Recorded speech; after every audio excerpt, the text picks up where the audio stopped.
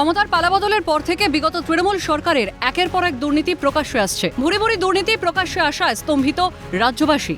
তোলাবাজির অভিযোগে গ্রেপ্তার হুগলি জেলার সংখ্যালঘু সেলের সভাপতি তথা প্রাক্তন জেলা পরিষদের সদস্য সুরজিৎ মণ্ডল।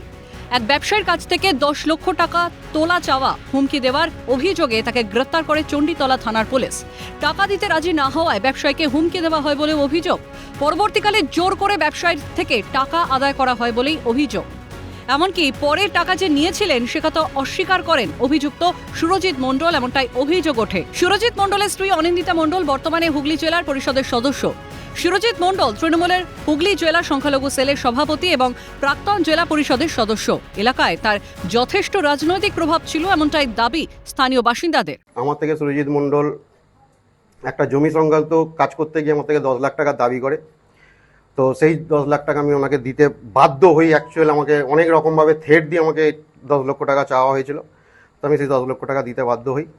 তার মধ্যে আপনাকে বলে দিই যে আমি 10 লক্ষ টাকা যে দিয়েছি তার কিছু প্রমাণ আমার কাছে আছে। আমি ফোনপেতে ওনাকে কিছু টাকা দিয়েছি, কিছু টাকা উনি আমার থেকে ক্যাশ নিয়েছেন, কিছু টাকা আবার চেকের মাধ্যম দিয়ে নিয়েছেন। তো সেই ভিত্তিতেই আমি ওনাকে প্রথম জানাই যে আমার দাদা টাকাটা এখন ফেরত দিন, আমার অবস্থা খুব খারাপ। তো উনি এক চান্সে আমাকে বলেন যে আমি তো টাকা নিইনি, তো তোর কাছে কি প্রমাণ আছে আমি টাকা নিই? আমি ওনাকে তখনই স্ক্রিনশট দিয়ে পাঠাই যে দেখো দাদা আমার কাছে এই প্রমাণগুলো আছে যা তুমি আমার থেকে টাকা নিও। তারপরে উনি আমাকে কিন্তু ব্লক করে দেয়। তৃণমূলের আমলে নানা রকম অত্যাচারের শিকার হলেও শুধুমাত্র ভয়ের বশে মুখ খোলার সাহস পায়নি জনতা। রাজ্যে বিজেপি সরকার গঠন হওয়ার পর থেকেই মুখ খোলার সাহস পেয়েছেন সাধারণ মানুষ, কারণ রাজ্যে এখন ভরসা ইন, ভয় আউট। তো এটা এনার প্রথম কাজ নয়। এর আগে উনি জেলা পরিষদের সদস্য ছিলেন।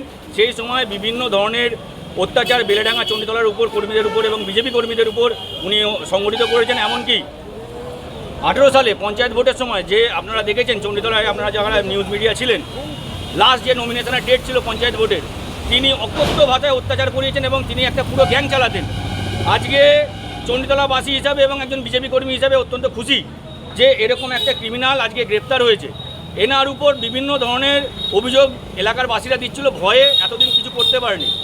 তো ওনার উপর বেলেডাঙ্গায় আপনি যাবেন, ওনার একটা পার্টি অফিস আছে যেটা তার পিছনে খাল আছে, সরস্বতী খাল আছে এবং বিভিন্ন ধরনের দেবত্ব সম্পত্তি এবং সরকারি খাস জমি আছে, যেটা উনি এবং ওনার ভাইপো ভাগ্নেদের দিয়ে দখল করে রেখে দিয়েছেন। ধৃত তৃণমূল নেতাকে পুলিশি হেফাজতের আবেদন জানিয়ে শ্রীরামপুর আদালতে পেশ করা হলে 2 দিনের পুলিশি হেফাজতের নির্দেশ দেয় আদালত।